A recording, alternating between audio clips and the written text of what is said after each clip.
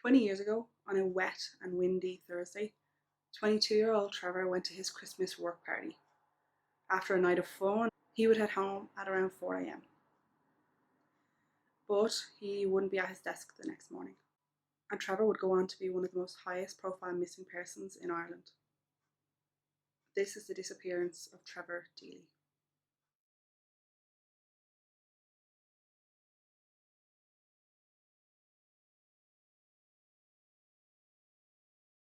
Trevor Deely was born on the 15th of August 1978 to parents Anne and Michael Deely. He was the youngest of four. He had an older brother Mark, two sisters Michelle and Pamela. He grew up and went to school in Naas in County Kildare. He was said to not be very sporty or academic, but he did like maths. He met his best friend, Glenn Cullen, in first year. Glenn would describe him as easygoing and that he was really into computers. Another one of Trevor's friends, Conleth Lunan, would describe him as jovial. After finishing school, like a lot of us, Trevor didn't really know what he wanted to do. So he started a business course in Waterford IT, and he had a part-time job in the Tesco's down there. But he dropped out in his second year, and his sister Michelle helped him to find a computer course. She would describe it as a key turning in a lock, that he just found something that he loved and that he was actually really good at it. He must have been really good because when he finished his studies, he had 3 job offers from a transport company, a computer firm, and a bank. Trevor was unsure which to go for, so he asked his dad, for some advice. And his dad said that the bank would be the safest option, like banks were always going to be around. And so in May 1999, Trevor started at Bank of Ireland Asset Management. This was located in Dublin on Lower Leeson Street at the corner of Wilton Place. He was in a team of 10, and his manager, Dara Tracy, said, he was the perfect employee. He was reliable, he was, eager to learn and, keep going. In the beginning, Trevor would commute, I would assume, with his dad, because his dad worked in Board B up in Dublin, so I'm going to guess that he just came up with him every morning. But after a while, he actually got a place in Dublin, so a friend of the family, someone who knew his sister Michelle, said that they, had a room in their apartment going for £300, which is fairly cheap. The apartment was in Ballsbridge, so it's an expensive area of Dublin, so £300 isn't bad. And this would probably be like a roughly 25-minute walk then to work, so it was handy. And so he moves into the 3-bedroom apartment on Serpentine Avenue in Ballsbridge. Trevor was 6'1". He was, quite slim. He had short reddish brown hair. He had quite a fair complexion. In a lot of pictures you'll see he has his cheeks are quite red, like, that type of complexion. Trevor was quite social, not just with his friends back home, but also with his work colleagues. On the August bank holiday of 2000, he went to Shull in County Cork with a lot of his friends. Shortly before that, he had actually gone to Wexford with his work colleagues. So he seemed to be, happy and getting along with, like your past life, so to speak, your young friends, and then your older friends as well. Trevor's brother would actually make a comment that the last time he saw his brother was at a, I'm going to say GAA, it could have been a hurling, the All-Ireland final, and this was in October 2000. And he said, like, he had noticed in that short bit of time, like, that how grown up his younger brother had become. He was no longer, he was no longer just a younger brother and like a teenager or anything. He was now, he was now a young man. He was, he was 22. He was just like a friend, so to speak, like just a peer. Trevor didn't have a steady girlfriend, but in the summer of 2000, he went to Belfast with some friends. And I don't know if it was through the mutual friends or maybe on a night out or something, I'm not really sure. But they, met some girls that were actually from Alaska. And he met one of the girls who was called Karen, and they got on quite well. And so obviously when she went back, they kept in touch, through email. There was obviously no social media or anything back then.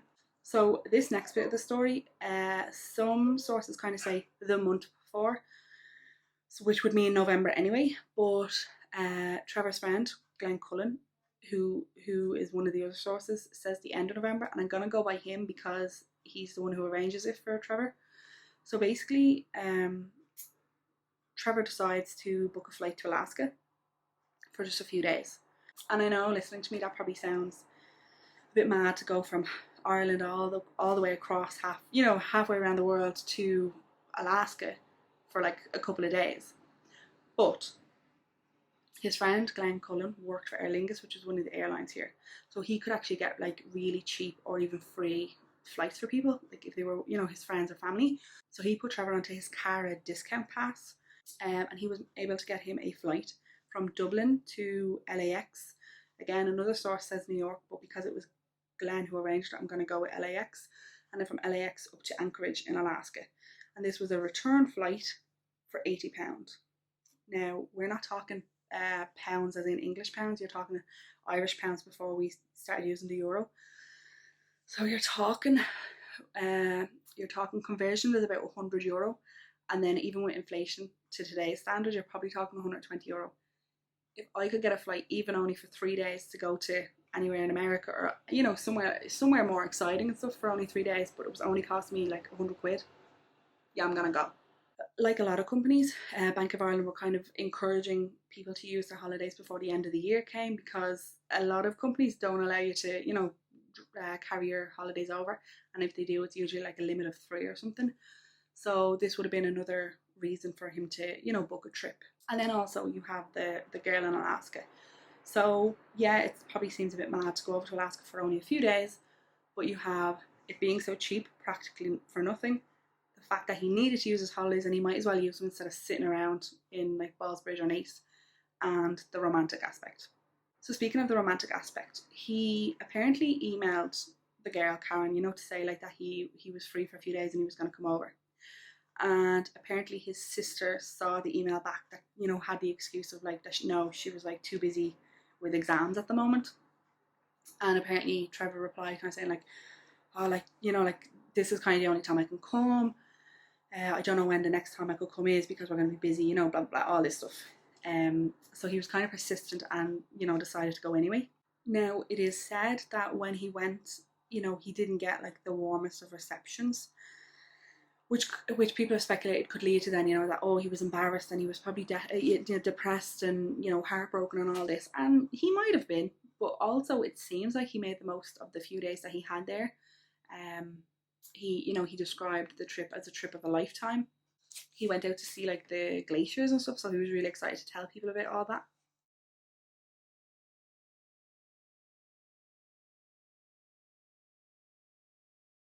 Trevor arrived back to Dublin on Tuesday, the 5th of December, and he actually got a bus from the airport back down to Nice to his family home. And he was chilling here for a bit, and I think telling his mom, let's say, kind of about the trip.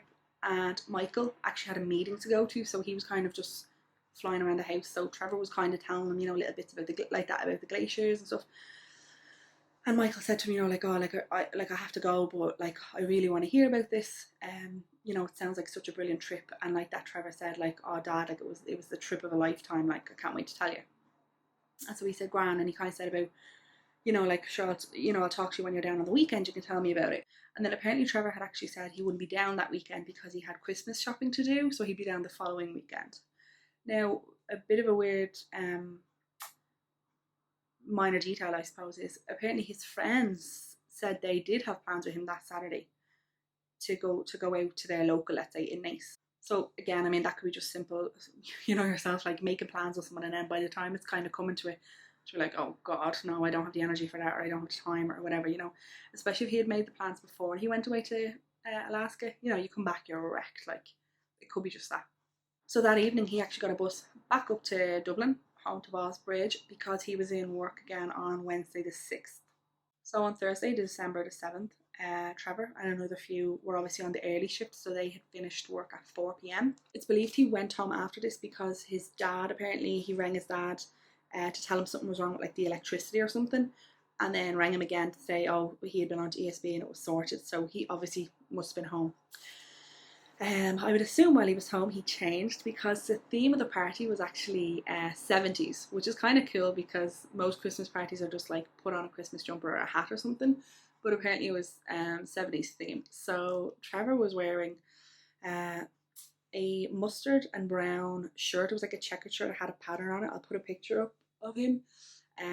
He had like brown corduroy trousers, like brown cords, and then these shoes that had like a white stripe on the bottom. A company that Bank of Ireland Asset Management, you know, like done work with, were actually having their Christmas party in Copperface Jack's, and I'm guessing like someone must have invited someone. So at 6 p.m., Trevor and Philip, Brian, and Keith headed over to Coppers for a few drinks before their party, which wasn't starting till 9. So then they were at Coppers till like 8:45 or something, and then they headed to the Hilton Hotel on Charlemagne Place. I'll put it up, and they got there for 9 o'clock. So this was like a sit down meal. Some say sit down meal, some say buffet, but obviously there was food, which I think is kind of an important thing in terms of when we're talking about a lad on a night out drinking. There was food, there was a band, or there was music and stuff on. I would also imagine there was probably some free drinks going, like maybe not an open bar, but I would imagine people had like drink tokens or something like that. Bank of Ireland is a big company. The bigger companies can usually do stuff like that. And then 28 minutes past midnight, going into the 8th of December, Trevor leaves the hotel and walks down the road to an ATM. He doesn't have his jacket on. He has one of the little paper crowns that you'd have from, like a cracker. You can see him smoking in the picture. And he withdraws £60 from the ATM, and apparently in one source, this was for a bottle of champagne for like his table or for his his party or whatever. So this might seem like a bit, I don't know, it might seem a bit extravagant, especially for someone who's 22. Because when I read it, I was like, oh, but he was 22. The only bills he had were his like rent and like his kind of like his food and stuff like that. He didn't have a car or anything, so he would have had a decent bit of money to to keep him going. So feck it, especially if they had free drinks for the night, that type of thing. Maybe it got to that point and the tokens or the bar tab or whatever was finished, and it was kind of like feck it, like let's get a bottle of champagne for the table or something like that. Could have just been something like that, a bit of fun. It's Christmas. Then at 2:30 a.m., Trevor, along with some other colleagues, and including his manager, Dara Tracy, headed to Buck Whaley's, which was a nightclub on Leeson Street. I should just point out here, at the time in Dublin, when this was all going on, there was actually a taxi strike, so there was no taxis going on. So everything was in walking distance anyway, because some sources will always kind of say, the weather was really bad. Like, it was like heavy rains. The winds were like 60 to 70 miles per hour.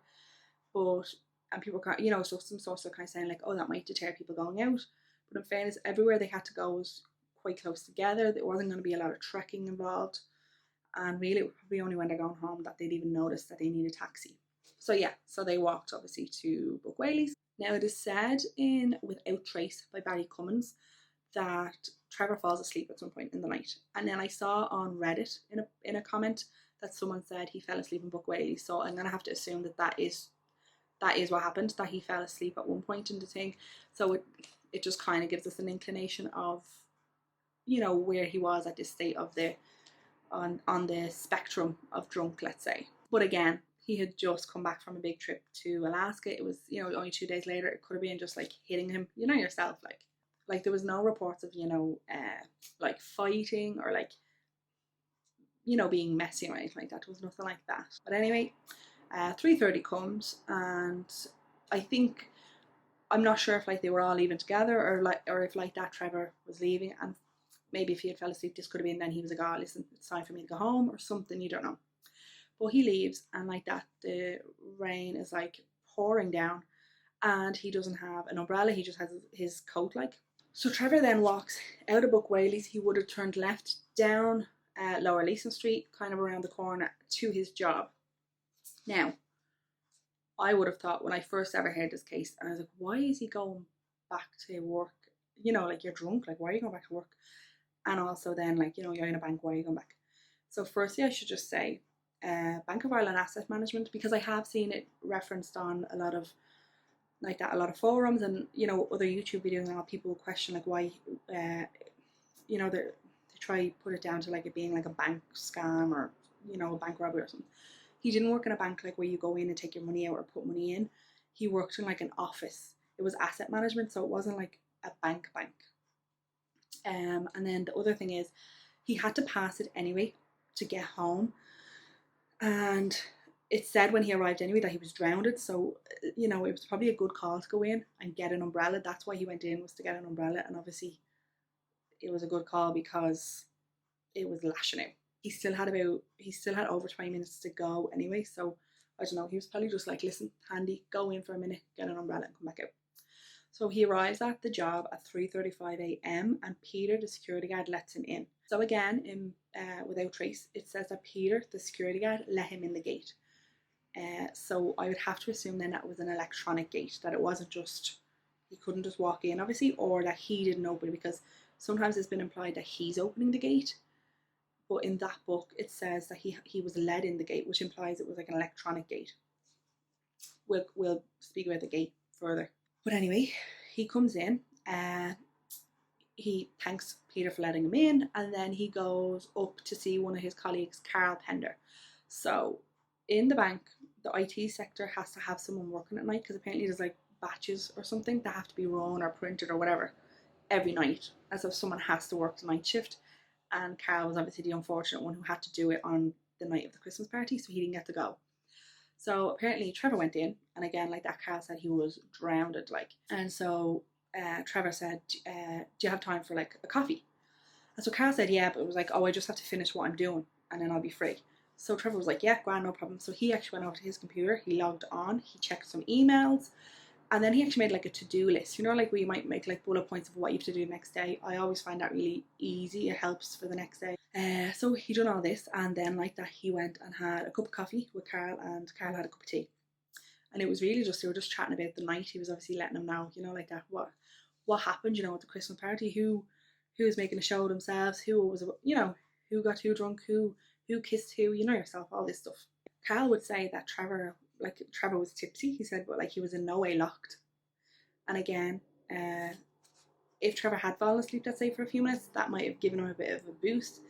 Also, then he had to walk in the lashings of rain, so obviously that cold is going to jolt you. And then now he's having a cup of coffee. Like that, I would say his plan was to go in and just grab an umbrella to go home. But then he was probably like, oh, listen, I'll run up and speak to Carl. And then even you know yourself, just if your jacket and all is soaking, it's probably like take your jacket off to let yourself just kind of get some composure, you know, heat yourself up again a bit. You never know, he might have even popped the jacket onto a radiator or something to dry it a bit. You know, like 15 minutes on the radiator could do you the world of good. But obviously, eventually, Carl would have to go back to work, and so at 4:02 a.m, Trevor left the bank. On his way out, he grabbed an ACC umbrella, so you know, like the big golf umbrellas, the big wide ones, and he left. The following morning, Trevor wasn't at his desk. His manager, Dara, would again, like that, say, you know, it was unusual for Trevor, you know, because like that, he was so reliable and stuff, and other sources have said, you know, like they've gone on many nights out where, you know, being in work the next day has never been a problem. But they just chalk it down to, you know, it was the party the night before, and his manager says, listen, we'll let it slide and I'll pick it up with him on Monday. You know, like that he'll say to him on Monday that you should have been in. I feel like this is the first error, and I don't want to say error on anybody's particular part, but I feel like it's the first glitch, let's say, in a list of glitches for this case. But on Monday morning, Trevor was still not at his desk. So again, now Dara, you know, asked the rest of his team, like, have you spoke to Trevor? And none of them said that they had spoke to him over the weekend. So they ring Trevor, and he doesn't answer. One of the sources says, in a documentary, says that he doesn't answer, but I don't know, he could have just meant that his phone was off. So Dara goes to HR to kind of say, like, what's this, like, we can't find him, like, what's the story, like. So Dara then actually rings home to Nace, where Anne Deely answers, and, you know, says, like, have they heard from Trevor, you know, say, like, he hasn't come into work, and, you know, have they heard from him or anything? And so they don't, and I think at first they're not really trying to, you know, be panicked. So Anne rings Michael, who's in work in Dublin, obviously, and, you know, says that the bank have said that Trevor hasn't come in.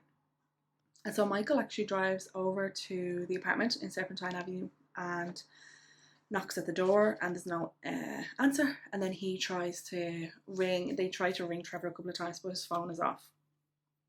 At this point, the bank actually ring back, like to Anne, and say like, listen, he's still not in. So obviously at this point they're getting worried, and so Anne, who's, you know, at home, starts like ringing around to like his friends to see has anybody heard from him. Ring, you know, Mark, Michelle, and Pamela.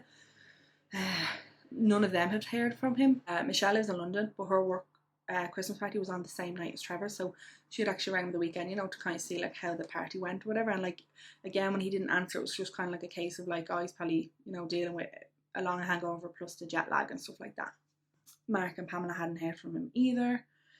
None of his friends had heard from him, so obviously they were starting to get worried. It would just so happen that Trevor's two flatmates were actually on holidays at this time, so again, they wouldn't have seen him over the weekend because they weren't there. So Mark actually lived in Castlebar in County Mayo, so he like left and came up.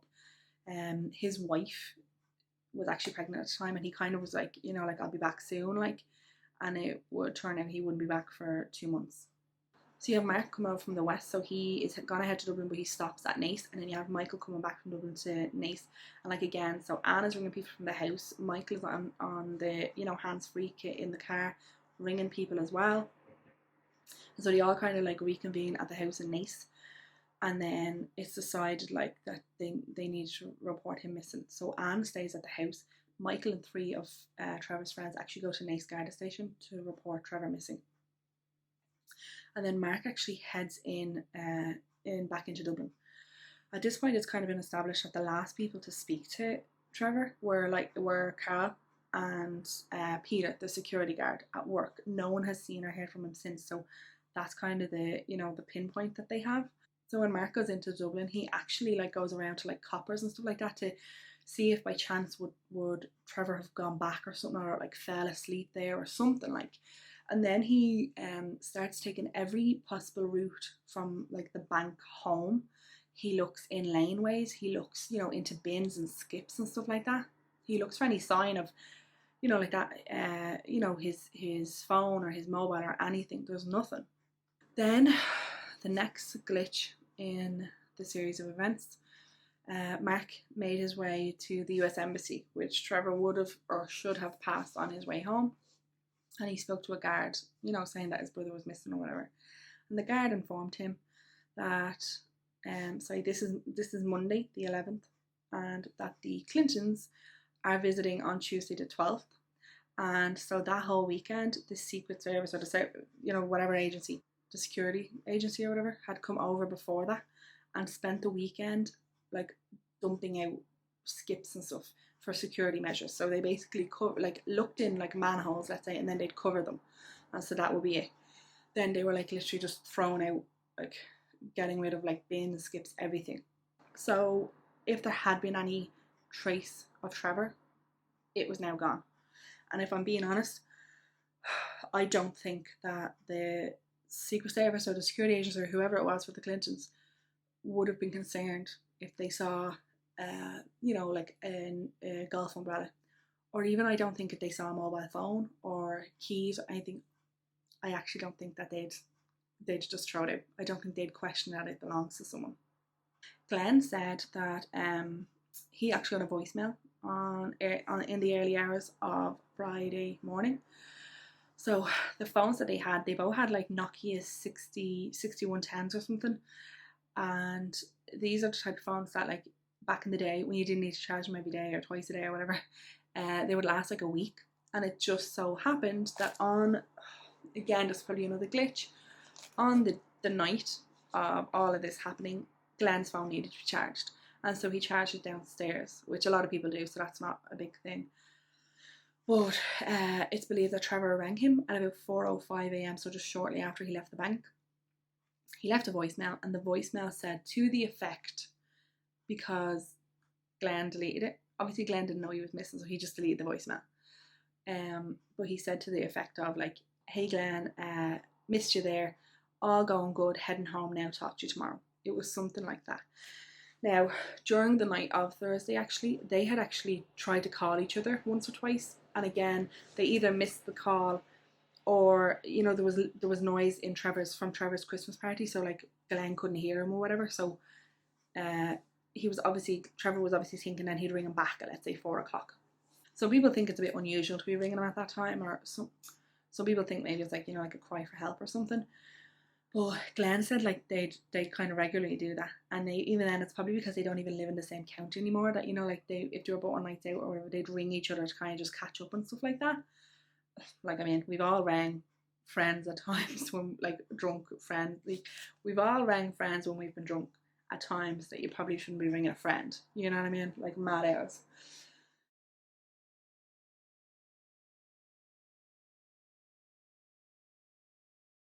Michelle got the first flight home, so she was back home on Tuesday the 12th. So a common theory for the guards, I think, I think they believed that Trevor had either fallen into the Grand Canal, which was a waterway that he had to pass to get home, or the River Dodder, which was another body of water that he had to cross over. So on Tuesday the 12th, the Garda Subaqua unit actually searched both these bodies of water. In the canal, Tosh Lavery, who was a member of the unit, he said it was like the canal was easy to search. He described it like a swimming pool. So he said, like, you know, if there was something there, they would have found it. I think he said like they did actually believe that they were gonna find Trevor, but they found nothing. The same for the River Dodder further down. Um, he said that they didn't even need wetsuits to search the water. So both waters seem to be easy enough that they believe they should have found something. Now the only thing I'll say there is there was 3 days lost in the investigation, Friday, Saturday, Sunday, before anybody was even alerted. So with the canal anyway, it's still, the water is still, there's no flow, and there's actually locks between, like, every so often, like, just, you know, like the first lock, the third lock, all this stuff, right? And so I think there was like the fourth lock would have been around near his bank. So obviously that means that the water in between this lock and this lock actually can't move. I don't know if you've ever seen like a canal, like a lock open.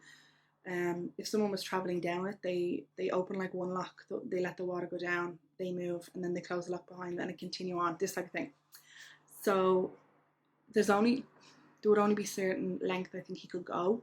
Now there is the Grand Canal Basin, which is like a third body of water that they did search, but it was commented that they searched it as well as they could search it, and that really, to check what's in it, it would need to be drained. But apparently it can't be drained because it says, like, in one of the newspapers, the buildings would collapse. So I don't know, there must be some sort of support from the water in the basin to hold up the infrastructure. So I don't know, but they've said that they can't drain it, and so they've searched it as much as they can. And so one of the detective sergeants actually said, like God knows what's down there, obviously meaning other stuff as well, like. So I don't know if that needs to be looked into further. But in terms of the canal itself and the River Dodder, they're pretty sure that Trevor was never in there. Also, see, the reason they thought that Trevor might have fallen in or whatever, right, was because the wind was so strong and he had the big umbrella. They were thinking, like, if the wind had caught the umbrella, but the umbrella would have went in with him, and they were saying, like, it would have gotten snagged on, like, the reeds in the canal, or, you know, or in the bushes or whatever that are in the river. It would have gotten caught, it would have been found. And so they really don't believe that he's in the water. I can't stress enough how instrumental Trevor's family and friends were in the progress of the investigation. In the progress that was made, it was essentially because of them, if I'm being honest. Like, hundreds came to Dublin. So Trevor's family and friends came. Michael and Anne stayed home, you know, I think to stay home by the phone kind of thing. His siblings came up, other family, you know, extended family. Mark, as I said, worked in Castlebar. He had colleagues that got a bus, you know, a bus load of them came up to Dublin to help search. The Bank of Ireland staff obviously helped search, and even Michael's colleagues in Board B went out to search. So loads of canvassing was done. Hundreds of laminated posters were put up everywhere. Like, I cannot also stress how much Trevor's face was like the face of Christmas in 2000. His face was everywhere, all over Ireland. His face was in newspapers. It was in, like, the windows of taxis. Gardaí then, you know, like, canvassed the area. They went door to door in the area he went missing and the surrounding areas and stuff like that, and nothing was seen. Now, another thing, which is because of his friends, Conleth Lunan apparently worked for a like company that supplied the CCTV equipment to other companies and shops and stuff, and so he knew. Now again, this back in the day, I think companies have gotten a bit better at this. He knew that shops didn't really store this, so a lot of the time they'd only have it on like a 24-hour loop or so, and then they'd just like get rid of it, delete it, or they'll actually record over it, and they'd use the same VHS. Because again, we're dealing with VHS here. This is not, saved to a drive somewhere. It's not all like online, if that's what you'd call it now. Like everything's just online now, and it would automatically be saved to some like cloud or whatever. This was back in the day when you had a tape, and so a lot of the time, because if you think about it, a lot of the time shops or whatever only have CCTV for their own sake.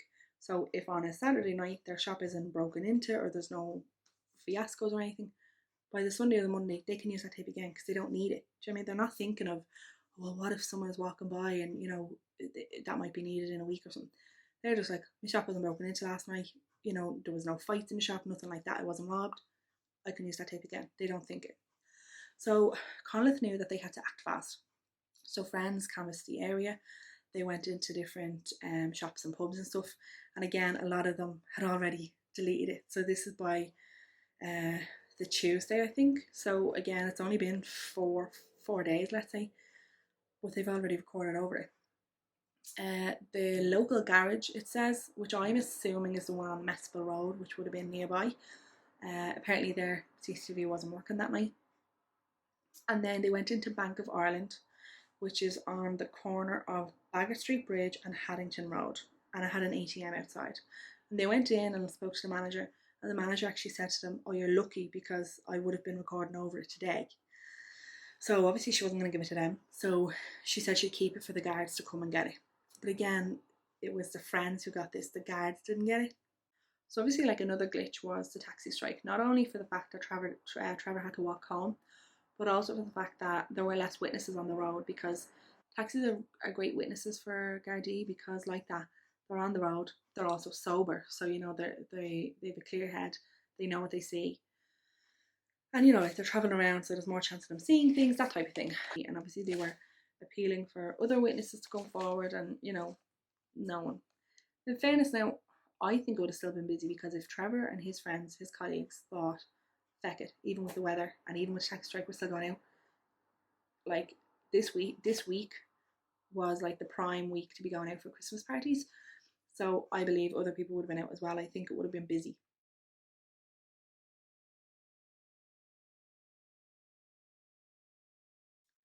So after a couple of days of looking through the CCTV, they found an image who they believe to be Trevor. On the ATM footage, a man is seen with an ACC golf umbrella walking past ATM down Haddington Road. So, the family obviously looked at it and identified that it was Trevor. Obviously, the time matched up because he left work at 4:02 a.m. and this was 4:14. It wasn't that far. Now, the only thing I will say there is I've seen comments say that journey from his job to where this ATM is should at best take you only 6 minutes to walk. Like, even if you were kind of taking like a leisurely stroll because you were drunk or whatever, but it took him like 10 or 11 minutes. Now again, that might not really mean anything, but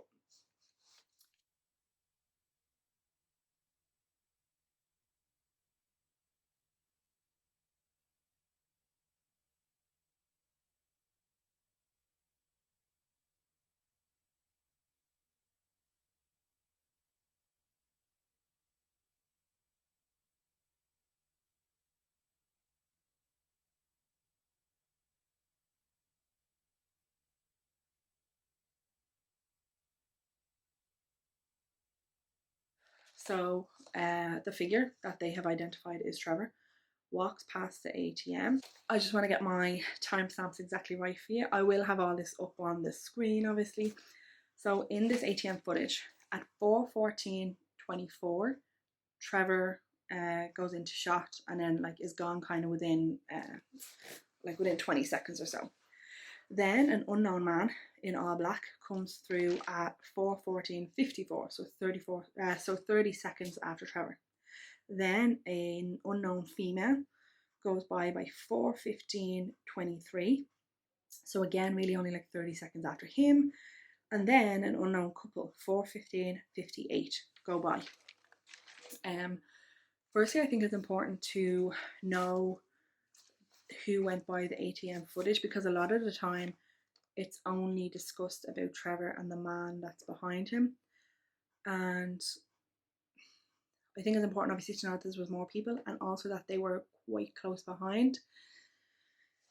So if one of those people were dodgy or something, the others should surely have been close enough to know. We're going to get into that further. I just thought it was important to know the timestamps of who was there, because a lot of the time people just talk about Trevor walking by and then the spooky man in black walking by. But there was an unknown woman or a female girl, whatever, and then a couple. Now, in the Crime Call episode in January, I've explained Crime Call before. Basically, it is like a monthly show that we have here that discusses, like break-ins and robberies and stuff like that, and they'll show CCTV to try like identify the culprits and stuff like that. But they also focus on unsolved, murders or disappearances and stuff like that, to try, shake the public's memory and try get people to call in. So literally, people are calling in to say, oh, I recognise that fella Joe. He's like my neighbour or whatever. So in January's episode, so we're into 2001. They show the footage, and like that, they show Trevor, the man, the girl, and then the couple. So the woman out of the couple actually comes forward, and so she says, like, I'm assuming maybe it was their Christmas party as well. She says that her and her husband were quite drunk. They had a lot of drink. That they had a lot to drink. But she said that like she doesn't remember seeing Trevor ahead, but that she also doesn't remember anything like dodgy happening on Haddington Road. So I do think that's kind of important in terms of if something happened to Trevor, when it happens, because I think it's always been kind of I'm not even for me, I'm just saying for me, you always just think of the image of Trevor walking by the ATM and then the man walking by. And I think nearly you think like, oh, and then just there he's murdered or something. But it couldn't have been, because like that, there was the woman and then the couple. So they were so close behind. If someone was, getting hurt or something, there'd be noise, there'd be commotion. They would have seen it, even if, it was a little bit up. The woman, the unknown woman, has also never came forward, and the man, the unknown man in black, has never come forward. So they've never been identified. So at the time, from my recollection, this is the only footage we ever seen. They never really released anything else. And then in 2016, it was like a review of the case, and they decided to try see if they could enhance CCTV and stuff like this. So in April 2017, the footage that had been sent off to the UK had come back, and it was enhanced so you could see it clearer. In it, this is actually footage from the bank itself where Trevor worked, and I'll be honest, I don't remember that being released at the time. And again, I think it was because they didn't see these figures and stuff. I don't even think necessarily that they thought the man behind Trevor in the ATM footage at the time, I don't think they necessarily thought he was a very important person of interest. Whereas they now see in the footage that a man in black is seen at the Bank of Ireland Asset Management. And so again, I'm going to put the footage up so you can, see it and stuff. I will say, I'm going to put the footage up, which is from the actual Garda page or whatever. It's actually sped up. I don't know why, but it's actually going a bit faster than like 1, 2, 3. It's not going like that. It's like 1, 2, 3, 4, 5. Does that make sense? So everything in it looks a bit rushed. Like they say, Trevor looks. They say that in the ATM footage, Trevor looks like he's walking purposefully, and that the man behind him looks like he's kind of like half running towards him. That's what people say. You can see it online and stuff. But if you slow it down to 0.5, so even when you're watching this now, if you slow down and when you're watching the CCTV footage to 0.5, you'll see that Trevor's not really walking purposely. He's actually kind of swaying a bit, which is understandably, if he's still a bit tired or drunk or whatever. And then again, the man behind him, I don't think looks like he's running towards him, So this also goes for the footage at the bank that we're going to talk about.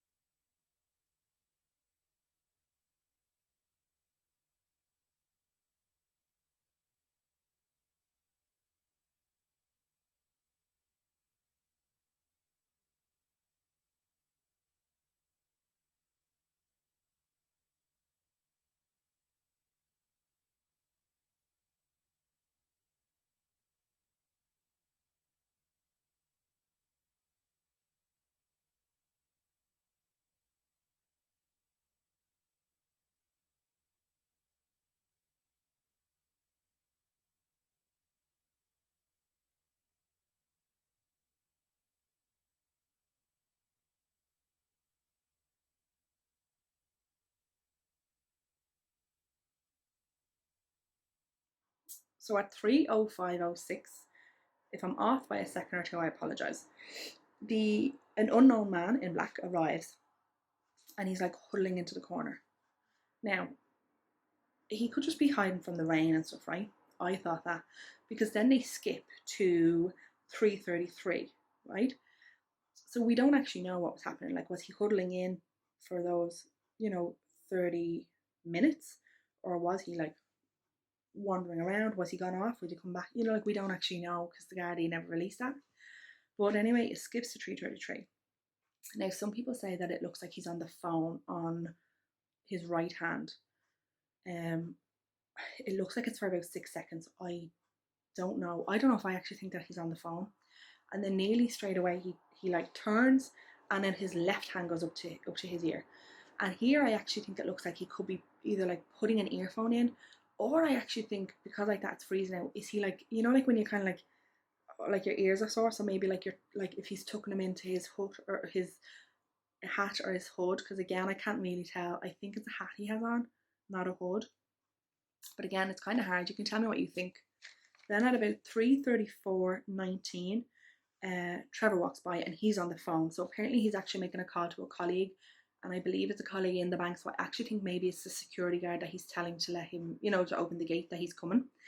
Now you see the unknown man in black, who was in for the kind of step out, so that he's nearly right at the path, so that Trevor will pass him. Now, this is my first part of the theory where I think this man could be homeless. I from every time I'm looking at it, I've looked at this footage so many times over so many days while I'm in so many moods to try see if I'll see something different or if I'll think something different. And I always just think that this man kind of looks like he could just be homeless or like a drug addict or something, which wouldn't have been uncommon then. Not uncommon now. But Trevor goes by on his phone. I think if he had heard noise coming and it was an opportunity to ask someone for money, because again, we don't have that other time. For all we know, he was asking anybody else for money or, doing whatever. Or had he, had other people come past that he ignored or interacted with or whatever. But anyway, I think he hears Trevor coming, let's say, because Trevor's on the phone. Again, it's windy out and he's drunk and stuff, so he's probably talking louder than he normally would. And I think that the man then kind of gets in position so that he can ask him for money. Again, it's just one idea. I think it looks like he could be waiting to ask Trevor for money, but Trevor's on the phone, so he can't. Now, if Trevor at that point then says, like anything out loud about like, yeah, I'm just here now or something, right? The man would then register. He's gonna stop. So like, I'd have another chance to ask him or something. Because 3:34:19, Trevor goes by him, and then a couple of seconds after, so the man just stands there, and then a couple of seconds after that, at 3:34:35, the unknown man then like follows him, but he must overtake Trevor. Now again, Trevor's on the phone, or some people say that it looks like he's smoking in the video, so again, maybe he's smoking and that's why he's taking a while, because you see the man come along first. So at 3:34:35, the man in black leaves the first area. So then at 3:34:42, the unknown man arrives at the second gate that Trevor's going to walk in. So he walks around and kind of huddles in again. And Trevor then comes, but again, 3:35, Trevor arrives. So there's at least kind of, even give or take me missing a second, you're talking at least 15 seconds before Trevor arrives then, even though Trevor had walked first. So again, it could just be because he's having a smoke or whatever. So anyway, Trevor arrives down. Now, it was always believed, I think, by most people and by me, until I read the book Without Trace, that Trevor had a key or something to get in the gate. And people even speculated that this made him look important because, he can get into the bank whenever he wants, type of thing. But I actually think maybe what he's fiddling with is, because you see him fiddling with something. And I remember thinking, like, why is it taking him so long to fiddle, coming in, but it doesn't take him that long to come when he's leaving. And I actually think what he's doing is, obviously he's distracted by your man maybe, but also, the thing on a gate that goes into the ground, the bit so that the gate can't just be moved. You have to like, so you have to kind of like pull it up and turn it, that thing. I'll try to see if I can find an image of it, but I think maybe that's what he's fiddling at. So at 3:35:06, the unknown man in black starts talking to Trevor. So he's turned to him and he's talking. The two of them are talking, It doesn't look like anything aggressive is being saying. It doesn't even really necessarily look like Trevor looks uncomfortable. He's, you know, he's bending down doing whatever he is doing, and he's looking at your man. He's not kind of like leaning away or anything like that. Now, at 3:35:24, whatever has been said, the man in black then like turns away, so like that he's facing back out into the road, and then like leans into the pillar and with his head. You know, honestly, right here, every time I watch it, I think he looks very forlorn. So again, this kind of comes back to my theory of him asking for money. Did he ask Trevor for money? Trevor was probably, you know, like, oh, so, you know, like, sorry mate, like I've no money or whatever. And so your man then, you know, looks forlorn, you know, like that. It's a desperate night. I could be completely off, you know what I mean? But I just think it's the thing. Like, I just think he's very, to be like a shady character, who or the other suggestions we're going to hear, right?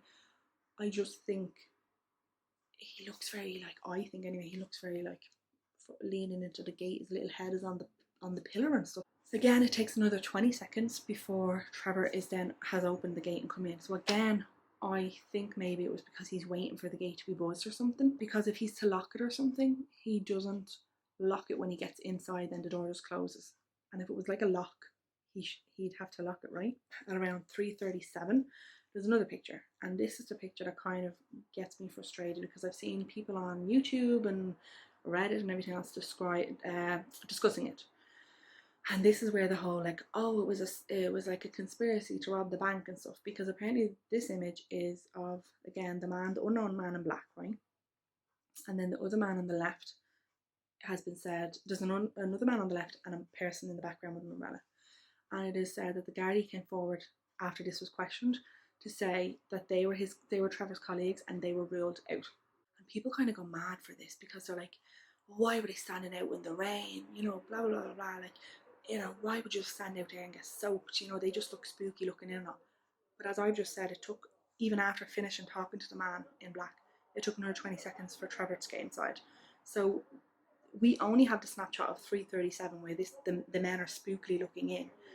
If that man was waiting for Peter, the security guard, to also buzz him in, he could have been there only 1 second. He could have been there 20 seconds. Could have been there a bit longer. We don't know. We just know that he was there for that split second. Like, it is said that other colleagues went back as well, because I'm sure Trevor wasn't the only one who had the, you know, the genius idea to go back and get an umbrella, or to like dry off, or to do whatever else they had to do. Like, when Trevor leaves, there's no one at the gate. He leaves at 4:02, as I said. He goes out the gate again. The gate kind of opens up enough easily for him, and when it closes, the only thing I see him fiddling with is the thing on the ground, like the bit that turns into the ground so that the gate won't move. You know, in your driveway. I'm hoping I'll find a picture, because I feel like I'm sounding like I'm going mad. He puts his umbrella up against the wall. He zips up his jacket and stuff. Then he kind of walks out onto the edge of the path. Opens his umbrella and stuff. Someone says that it looks like he goes like this, as if he's talking to someone or looking at someone. I think maybe he's just kind of like, just happens to move his neck a bit, but you never know. It could be that there's someone then just standing there. But then he goes out of shot at 4:03:10. The thing again with this is, all this footage wasn't known in 2000. So when all this stuff was going on, crime call and stuff like this, they didn't know that they had this information to ask about these people. So I don't think they had actually necessarily thought the man in black from the ATM footage was as important as now we would deem him to be. And it was only when they realised that the man in black here could possibly be the man in black there. And they're pretty sure, the Gardaí are pretty sure. I think they look the same, but again, the CCTV is just not good enough to, I think, distinguishably say either way. But I think like the high probability of it being him, because you know it's not that far and stuff, but also the high probability of the weather and stuff, and people might just be wearing black clothes and have a hat on or a hood or whatever it is. So I'm not really sure. But the problem is as well, right, that if they didn't really necessarily start to think that man was important until later, right? If he was homeless, I'm not saying he was, but if he was homeless, he might not have seen the episodes of Crime Call. He might not necessarily have seen the newspapers. He may have seen the man on the posters that we all saw. But again, like, if he was a drug addict, he might not even remember what Trevor looked like. Do you know what I mean? I don't know. I think I know it's very suspicious that the men in these photos have never come forward. But again, even by the time the security footage was enhanced, that man could be dead. Like, we don't know.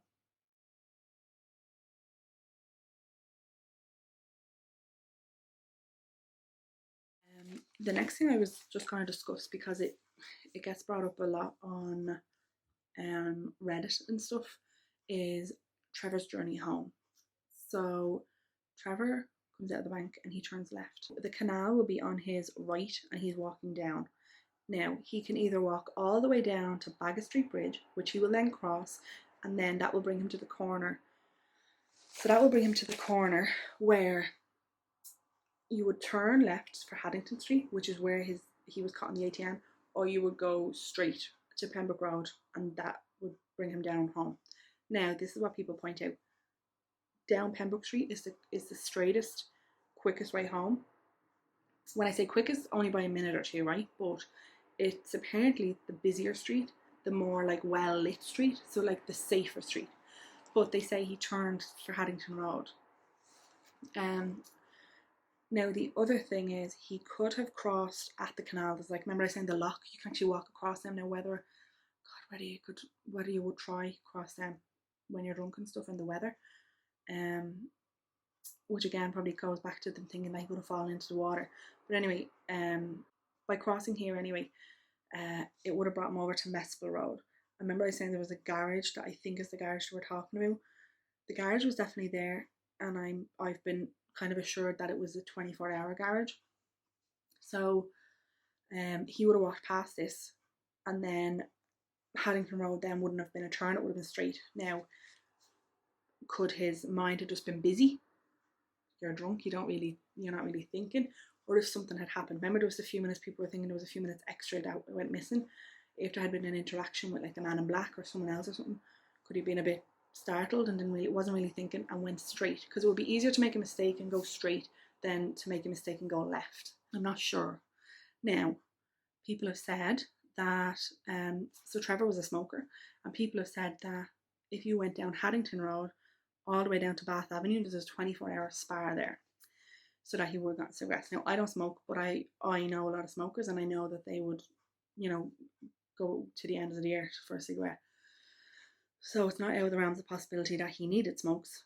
There was no smoking man at that time, so you could smoke a lot because you could smoke inside the pub. So chances are by the end of the night he might not have cigarettes. And again, I know from smokers that like the thought of waking up the next morning without a cigarette is hell. So they would go out of their way. They would even leave their home to go get cigarettes if they needed to. So he could go that way. Now, so that's understandable. For that reason, I would think he went that way. But if that garage just on the other side was a 24-hour garage, he could have gotten his cigarettes there, and that would have explained the extra couple of minutes that it took for him to get to the ATM. So then why would he have to go down Haddington Road? You know what I mean? Now, the only thing is, people are saying that Haddington Road looks real dodgy and stuff, but if you look at it, it kind of looks like a bit residential. But it is a big long road, it's a big stretch of road, and I guess Bath Avenue. So actually when I was looking, on Google Maps, thinking, oh my god, like imagine going all the way down there for a cigarette, like. But when I Google Map the time, it would only take you about 10 minutes to walk that distance, and then from there to Serpentine Avenue, kind of the opposite way, again, it would only take about 10-15 minutes. So it actually only added like 5 minutes to his journey. So for cigarettes, smokers would do that. They're not going to be like, I'm not doing that for the sake of like 4 or 5 minutes. They'd be like, yeah, all right, grand. But I just think if the other garage was open, if it was 24 hours, why wouldn't you just go there, and then your simple thing would have been to go down Pembroke Road and go home? Gardaí were obviously kind of, happy when they got the CCTV footage from Haddington Road, because as we said, their theories were that he could have fallen into the water. So this was past the Grand Canal. So this ruled out the Grand Canal, like falling into Grand Canal anyway, and then it would just be in the Dodder. But even going this way, he still would have passed the Dodder, if we're still talking about that being a possibility of him falling in or being pushed or whatever. Now, another thing about CCTV from the ATM, again, I didn't notice this until looking at it for whatever amount of times. If you look at Trevor going off at the top of the screen, just kind of as he's gone off, you see his shadow kind of go to the left for a second, right? It's because of puddles you can see his shadow with the lighting. So he kind of goes to the left for a second, and then he kind of goes back to the right. And I'm pretty sure, and I've seen other people saying it, just as the man in black comes into the screen, then it actually looks like Trevor crosses the road, and then a car goes by. Now, again, because the CCTV is sped up, people are like, look how fast the car was going. Obviously, like, that was something to do with the man in black. They were going to huddle him into the car or whatever, right? But when you slow it down to 0.5, the car's just driving like a car drives. Now, this is a very unlikely thing, I think, but just as he would have crossed, like, I'd say only a couple of yards up, there would be a turn then right, and this would bring him down again to Severhine Avenue, really the same distance as it would down Pembroke Road, but it's like a laneway, like it's the back of the pubs and stuff from Pembroke Road, and then houses on the other side. It looks like, I looked at it on Google Maps in the daytime, it looks a bit dodgy. So if you're going down there at 4 in the morning, you know, it's dodgy. I don't know why you would decide to do that route when Pembroke is only, you know, like 50 feet or something the other way. I just don't know why you would have turned that way. So I have to imagine that he crossed the road and then continued down Haddington Road anyway, maybe. I mean, you could also, I suppose, speculate that if you did think the man was following him and he knew the man was following him, maybe he was crossing the road to, you know how, like, if you think someone's following you, or just, you know, from the movies, someone's following you, or you think you cross the road and then kind of like it's to see if they'll cross the road, this type of thing. Maybe that's why he crossed the road. Now, just for this, and again, it annoys me because the Gardaí obviously have longer footage, right? At the top of the screen, the man in black gets to the top, and you can't really see. He's kind of just there. You can't see then if he crosses, and then the footage ends. Because the couple said they don't remember anything, you know, dodge happening on Haddington Road, I have to believe that whatever happened further down. As I said, Trevor had gone to Alaska, and, you know, there was that whole thing. Now, Mark apparently thought this was just a red herring, and a lot of people think it's a red herring. And then you have other people who are like, oh, he was so heartbroken and, you know, depressed, and so they lean towards the suicide aspect. But the Gardaí, you know, thought it was worth looking into, so they actually did go over to Anchorage to speak to the girl, but obviously they figured out there was nothing there. And Pamela and Michelle also went over because they didn't really agree with Mark. They thought it could be something, so they went. But again, nothing else has been said with that. And in fairness to the Deely family, they're quite, I think, open, and all the information from the Gardaí is out there. So I think if that was any type of lead, it would be out there. We'd know. Some of the speculations.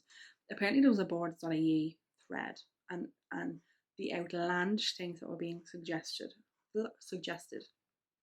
Like, they were saying, oh, we went to Alaska and he became a drug runner, and that's why, you know, he think, or then there was, oh, we owe drug money here, so we went on the lam to Alaska to get away, you know, all this, like.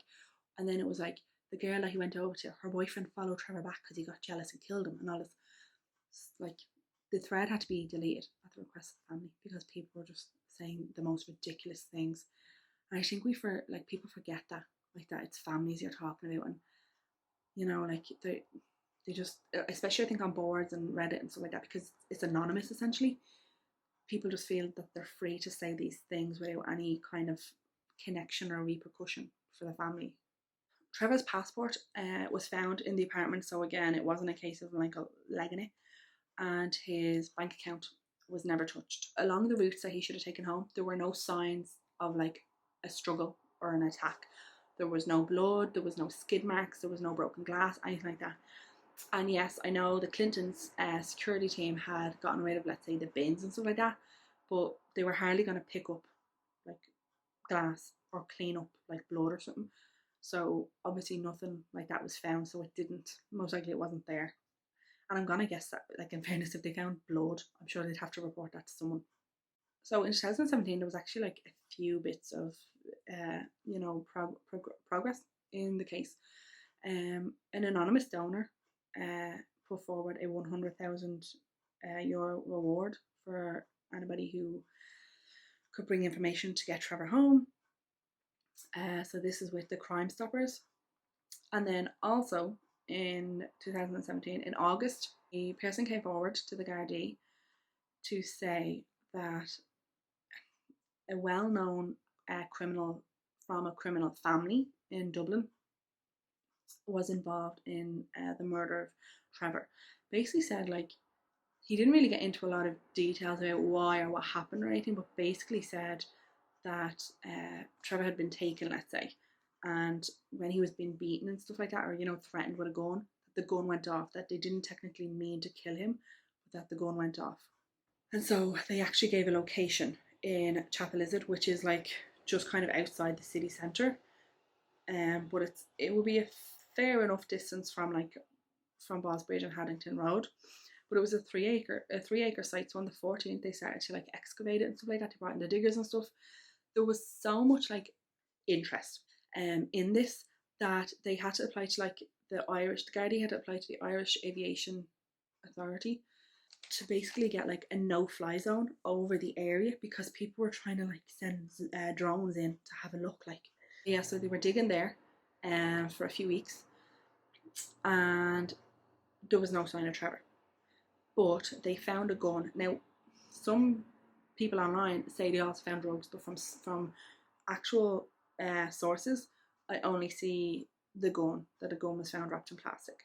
Now, again, they don't know if this is technically to do with Trevor because they don't have a body, so they couldn't possibly say, oh yeah, the gun was used on Trevor, because they don't know. Do you know what I mean? They didn't find anything else. Obviously, your man, I'm saying your man, we don't know if it was a man, but apparently the person that's coming forward had said that they just couldn't keep this any longer and that they didn't want the reward or anything. It was just so, it was going on so long. Again, remember 2017 was obviously when the images were when those images had been enhanced and put forward. And then I kind of wondered, could it have been the man in the black, if he had something to do with someone else? Let's say there was a whole thing going on. Could it have been that he just saw himself and felt guilty, or he saw the person and knew the person and felt guilty or something, but he just said that he couldn't keep it in any longer? In September, the search was called off. Last year, they done something that was never done before, and they actually put Trevor's photo up in like prisons and stuff, like in the visiting areas and in like the, I think like the leisure areas of the prison and stuff, in the hope that someone who may now be in prison would come forward or whatever, but nothing came from it. They also done a thing with Deliveroo. It's like Uber Eats, where the guys go around with the little kind of things on their bikes and stuff. And this they done this thing where they started putting missing persons. So they put Trevor and other people onto the like the packaging of the box basically. So again, it was just to try kind of like highlight missing people, for anybody who might remember something. So that was done last year, I think, for the first time, and then it was done again this year. One thing I kind of always wonder is, in the book Without Trace, they say that they knew that the phone call to Glenn was from Bagot Street Bridge. Again, I suppose if anything was kind of happening dodgy, would you kind of think, oh, listen, I'll just ring someone? But again, then why would Glenn be the only one you'd ring? You'd ring someone else if you felt like, how sometimes you just pretend to be on the phone or something. Like if you rang Glenn because of that reason, that you just wanted someone on the phone because you felt like maybe there was someone dodgy around you, ring someone else. You'd ring someone else. You'd ring someone even from work or something, because they're going to be up, I think. So I don't know. I think it was genuinely just what Glenn said, which is that they would just ring each other like that. But one of the things I don't get is then how that she rang Trevor over the weekend and that his phone rang, and then by Monday when people were ringing him, his phone was off and it was just going straight to voicemail. But she was saying that on the weekend, as far as she can remember, it rang out and then went to voicemail. So I don't know why they can't triangulate. If they could triangulate the call that he made out, can they not triangulate the calls that were coming in to his phone from Michelle? For the pings. And I know maybe the technology wasn't there yet, but I did see someone point out that only a couple of years later, they use the same information the same kind of technology for the phone pingings to catch Joe O'Reilly, who killed his wife, because he had said, let's say, he was in a certain area and he wasn't. He was in a different one, and that was only like the year has gone for me, but like 5 or so years I think later. It wasn't like a long time for the development to be different. Now I could be wrong, maybe the development was really slow in 2000 and there was a big breakthrough within 5 years.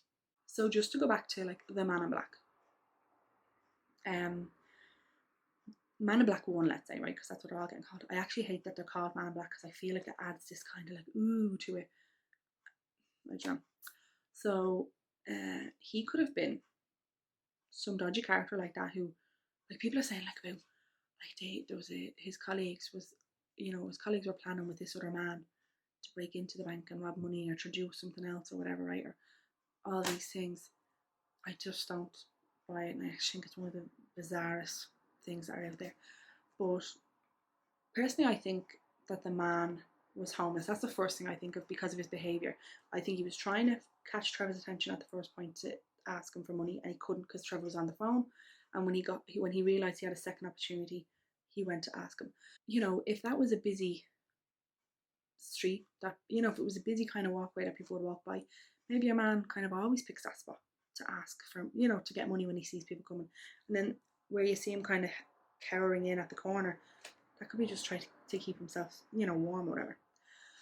Now the other thing it could be is, I saw in one of the newspapers, they basically said, sorry, I haven't actually explained this part yet. So the Vice District, as it would be called, one of them anyway, was down near Leeson Street. So it was from the canal, kind of where Wilton Place was, down to Bagot Street Bridge, and then on the other side of the canal as well. And this would obviously be where prostitutes, sex workers, would be. Again, you're talking about 2000 and stuff, but I also saw a Reddit user say that she, for whatever reason, had to go down that way just before COVID, and like she said, like they were out, you know what I mean? So they're still there, but this would have been where the women were. Now these women would have pimps. So basically one of the newspapers said that it wouldn't have been uncommon for men to be seen like lurking in doorways or in kind of like alleyways and stuff, watching the women. Right now, they mean in terms of, it could be, in simple terms, it could be their pimp watching, right? But it could also be like someone who just hasn't gotten the nerve to go over to them yet. It could be someone who can't afford to go over but still wants to get a bit of a look. So it could have been that maybe he was standing in that particular spot to look at the women. I don't know. You know, like if you're going to be begging, might as well have a view, you know? Now the other thing is with it being the pimp. In that weather, like, would a pimp not have a car? Like, I don't really know. But I would think that you'd have a car and that's what you would sit in and keep an eye on your girls, like, no? And then I suppose the third thing the Man in Black could be is like that, a dodgy guy who had, because people are trying to think like, oh, because he was on the phone before Trevor came and all that, this was all code. No one could have known that Trevor was going to go by the job. The Man in Black was there for half an hour. Like, he couldn't have known that Trevor was going to come by, and I don't think he could have just chanced that any Bank of Ireland assets management like employee was going to come by. So I just don't think that's a thing. Who is Man in Black 2? He's either just a randomer who's walking behind Trevor and just happens to be in black clothes and a hat, the same as the other fella, or if it is the same fella, then I do think something's dodgy. That can't be a coincidence that he's walking behind him again. But do I think it's like a big conspiracy to do something? No, I think he saw an opportunity to mug a drunk person or something like that. And then the other question is, the unknown girl that didn't come forward, who was only 30 seconds behind the man, was she involved? Because she never came forward. Was she something? She could have been a prostitute, I don't know. Now, this kind of leads us on to the theories. There's the fell into water / pushed into water. I don't know how great the Gardaí saying if he was there we would have found him can be when there was 4 days in the difference. But they say with the canal that if he had been there, he would have been there and he would have found him. The daughter would have a bit of a flow and it would go out to like Dublin Bay and stuff. I'll put up the images so you can see. So could he have gone that far by then? Because if he's gone that far by then, that's it. He's gone. As I've said before, you know, sometimes wash across to the UK, but I think after 20 years, if that was what was going to happen, they'd have gone by now. The other theory that people say is, was he knocked down, and then like bundled away? But again, there'd be traces of that. Like the car would be damaged. There'd probably be skid marks on the road. Uh, like there's gonna be blood or something, like there's not. It's not as simple as hitting someone and just getting in the car. Plus, most hit and runs just like most people knocking down or whatever. Hit and run is a hit and run. You hit the person, you leave. You're not then stopping to try get like the body into your boot or whatever. Do you know what I mean? The other theory is the mugging. Now, again, I think if it was a mugging, I think if the answer is as simple as a mugging is a mugging. It's not any more nefarious than that. It's not more sinister. If something went wrong, like if it was just like if that was just a kind of small time dodgy person who followed him, mugged him, people are trying to say like, oh, Trevor fought back or Trevor wouldn't give him whatever, so he stabbed him or whatever. Because it would have to be people that like it couldn't be a gun couldn't have been used there because it would have been heard. Like someone would have heard it. Even screams and stuff, any noise someone would have heard. If he had been stabbed or something or hit or whatever, most likely they'd leave him there. They're not. It's not this big thing. Then they're not going to ring a friend to come get them with a car to go get rid of him or whatever. You know what I mean? So if the answer is as simple as they were, someone saw an opportunity of a drunk man and decided to mug him, I think he would have been left where he was then if something had gone awry. The other theory is suicide. So again, I think if by this point he had done something, because people are trying to say like, oh, the heartbreak and all, and we have seen in other videos that heartbreak can lead to very serious consequences. I don't know if it would be enough to make him do something like that. I know obviously alcohol can make things worse, but I mean, obviously you would think that maybe he would have been found by now if that's what happened. There's another case from 2014, I think, of a man like that who sadly took his life in Galway, and he was found. And even when he was found, he wasn't identified for a couple of years, but he was still found shortly enough. I don't know if in the city centre there would be somewhere to go to do something like that and not be found. And again, unless it was that he, ended up in the water. And then we have the theories of where the water goes to. And then the last real theory, because again, I'm not entertaining any of the mad theories. The last theory is the known criminal. So, as we already said, he would have walked past, the prostitutes and stuff like that. And people have kind of said the theory of kind of the chance encounter that he came across this dodgy character who was running the prostitution there. Who again, as we said, in 2017, it was said that it was a known criminal from a known criminal family. The chance encounter is kind of either an encounter could have just like an interaction could have just happened where he could have been propositioned and he said the wrong thing. It could have been that the pimp was hitting the girl and Trevor said something. It could have been, something like that. It could have been as simple as something was said to him and he said the wrong thing back. He didn't say anything back, like just kept walking or something and the man got pissed off or whatever. You just don't know. But if that is it, well then again, they needed a car. So that pimp or whoever had to have had a car. Like I don't think, like they're talking about, if he was just bundled away and gone. But then that person had a car. So as I said earlier, then the man in black had nothing to do with that because the man in black didn't have a car. He was standing out in the rain for half an hour. So if it was a known criminal, I don't think the man in black then is like the man in black is not the known criminal. If it was a thing that they wanted the man in black, they told the man in black to follow him, and then they came up kind of behind him with a car or whatever. Maybe 2 years before Trevor's disappearance, a 21-year-old prostitute, Sinead Kelly, was actually stabbed to death in and around this area. Again, they believe it was for a drug debt, and again, so this kind of would tie in and support maybe the known criminal aspect. But again, all the rumours are essentially speculation, and until something else is found, they won't know. Obviously, the speculation of how far Trevor got, you know, like when he went down Haddington Road, how far did he go? I mean, even then, obviously, some people will imply, like, was he not going home? Was he going somewhere else or whatever? But if he was going home, there's what it's called, like, the embassy belt, and it's where, like, the US embassy is, and then a lot of other embassies.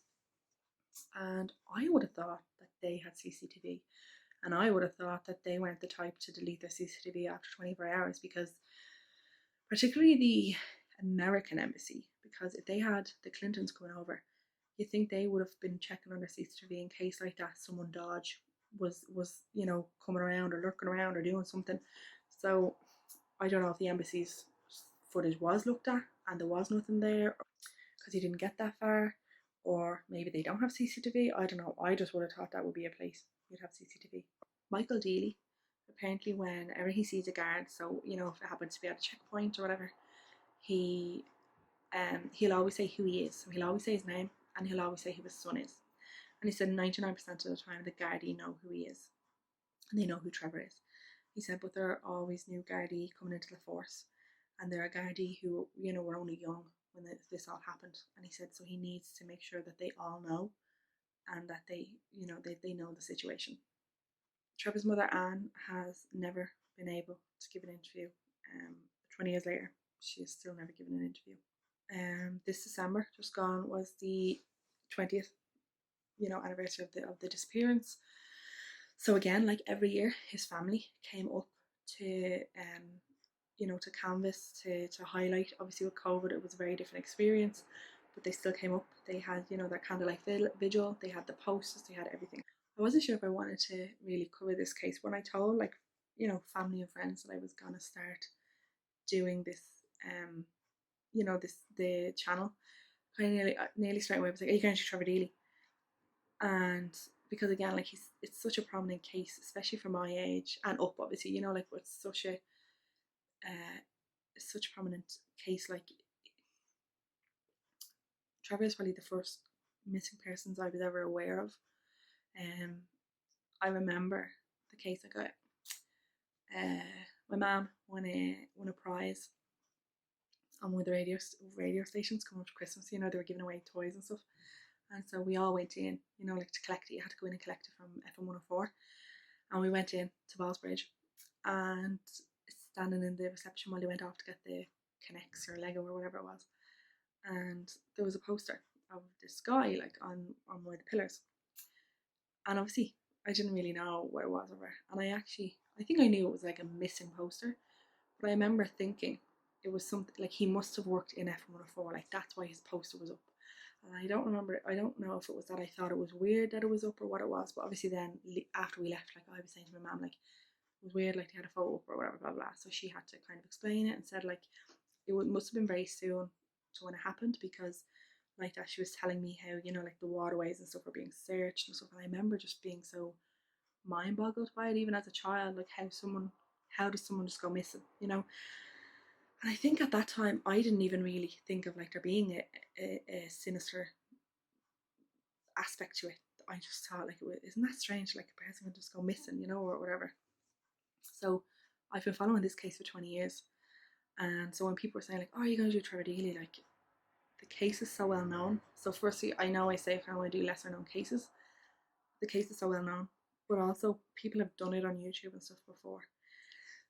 But if I don't mean to be salty here when I say this, but I've watched a couple of them, and again, some of the aspects, maybe because they're not here in Ireland or because they didn't find certain sources or something, some of the things like that about like the colleagues conspiracy to rob the bank, and that's why they were outside with the man in black and stuff like that, it kind of grows frustrating for me, and I'm not involved. So I can't even imagine how, like, disheartening it must be for, like, his family, because his family have said they expect speculation, they expect people to say stuff, but they said they want people to be optimistic, you know, to stay positive. So I just said I'd look into it. I said I'd give myself a go of looking and seeing, and you know, I think I looked as far as I could look, and I think I examined what I could examine, and I hope that because I am kind of nervous, I suppose. But I hope I'm covering the case well. I'm sorry if I leave anything out. Let me know, because that's one of the worst things, when you see that people cover it and then no one even tells them that there was something left out or whatever. So if I've left something out, let me know. Like I've said before, the missing persons are the ones that really are the ones that are like my little passion, if that's the word to use. This is the same year that Gussie went missing, and it had said that, you know, the Deely family felt optimistic when the DNA of Gussie's foot had you know, shown that it was Gussie, this type of thing. And so they always hold out that there'll be always these advances in technology, that someday maybe there'll be something that will give them another little link. But I think until someone comes forward now with more concrete evidence, like if the search, I think the search couldn't be such a coincidence that like they found a gun but they didn't find his body. Like your man got a bit of it right. So like, could it be connected? I think likely. And I think unless someone else comes forward with more information, I mean hopefully soon, they will, someone will come forward, you know. Like at this point, just give the family closure, you know. Um I think in a lot of missing person cases, when it goes so long, they don't even care about justice. They just want to know where their family member is, where their loved one is. They just want to know what happened. You know what I mean? They just need that answer. What happened? Why did it happen? So hopefully those questions will get answered soon. So that was the sad and puzzling case of Trevor Deely. This is going to be my last video probably before Christmas. I'm hoping to get it out by Christmas. But I just want to say Merry Christmas to you all, to anybody who's watching. I hope you have a very happy Christmas, a very healthy and safe Christmas, particularly with whatever's going on. This is going to be a tough year for a lot of people. Christmas in general can be a very lonely time for a lot of people. So if you are feeling, you know, if you're feeling down or alone, or you're just lonely, reach out to someone, even if it's just for a quick call or you know, a few texts. Personally, I would say avoid social media, because social media can be detrimental to our mental health. And I actually, I haven't been on, I don't go on social media on Christmas Day for the last couple of years. I just don't. I don't think it's healthy. I don't think it's good. So I just think it's nice to have reality and just stay grounded. If that makes sense. That probably sounds very cheesy. If you are feeling lonely and you don't have anyone to talk to, the Samaritans are in every country, I think. So, you know, just reach out, even if it's just to talk to someone on the phone for 5 minutes. You know what I mean? Um, I just want to say thank you as well to everybody who has subscribed and followed and liked and commented. The comments are really appreciated. I'll be saying to my boyfriend, someone's commented, and it might be just a simple comment, but honestly it means a lot, because obviously I'm still new, I'm still trying to grow, and it's very nice when you do get a nice little bit of positive feedback, even constructive criticism. I don't mind. It's good to get. So yeah, just wanted to wish everybody a, you know, nice Christmas and enjoy the holiday season. I live on a busy road. Um, I hope 2021 is good to all of us, better, you know, for everybody. And I hope that some families, if not all families, will get some sort of closure next year. So yeah, hopefully see you in the new year. No, like Shunny Eve.